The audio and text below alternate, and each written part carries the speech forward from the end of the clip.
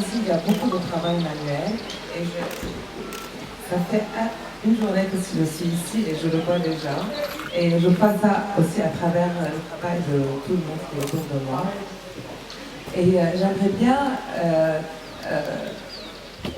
vous dire comment, pour moi, ce travail manuel était le point de départ et comment j'ai pu l'exploiter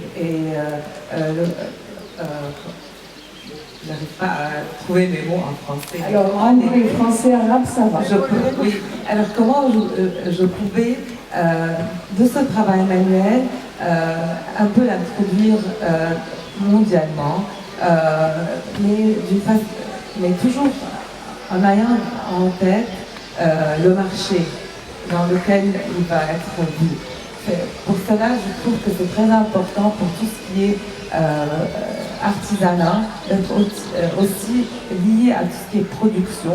En créant artisanalement, il faut aussi penser à la production.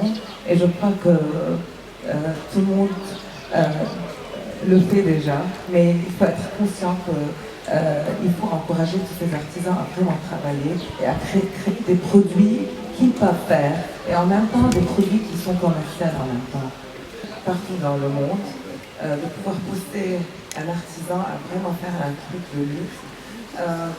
Et on a beaucoup, et depuis toujours, dès que j'ai commencé à travailler, je me suis retournée vers tout ce qui est un peu culturel, arabe. C'est pour ça que beaucoup de mes sacs et les premières collections étaient toujours un truc avec ce flair arabe. Et j'aime beaucoup exploiter tout ce qui est dans le patrimoine chez nous. Mais avec le temps, quand j'ai commencé à exposer à Paris, je me suis rendu compte que c'était un autre marché.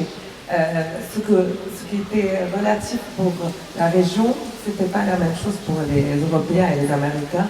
Alors j'ai commencé à créer à travers des thèmes. Alors chaque collection,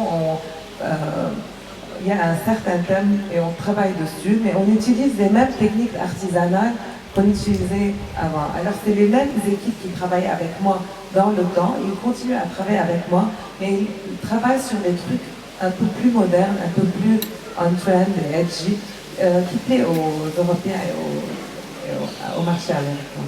Donc pour toi, patrimoine et design, mariage heureux, tu as trouvé le... Oui, mariage très heureux, et surtout si on crée en pensant au marché à quel on crée. Par exemple, chaque fois que je vais faire une expo dans les pays arabes, je fais un truc un peu plus arabe que je ne fais pas, ou un peu qui est clin d'œil, qui est surtout pour ce pays. Et ça marche toujours. Les gens veulent, ils recherchent cette culture dans les trucs de mode. Les femmes veulent porter un sac qui leur rappelle leur patrimoine, en même temps ce qui est moderne et qui se porte.